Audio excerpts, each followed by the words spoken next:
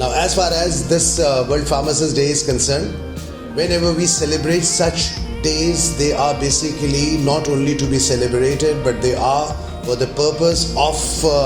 making commitments and restoring our commitments if we have with regards to our profession. And for me, the most important commitment that we need to restore is, as teachers and as students, is that we should seek knowledge to its utmost, and then we should try to disseminate this knowledge among our fellow beings, and through our profession we try to be sympathetic and be helpful to this suffering mankind,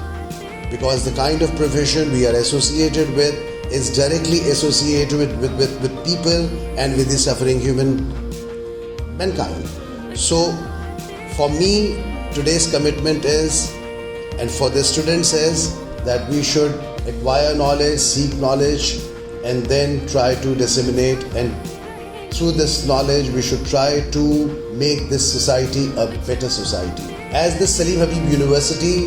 is organizing this event on the 26th of September, I would like everybody of you, those who are listening to me,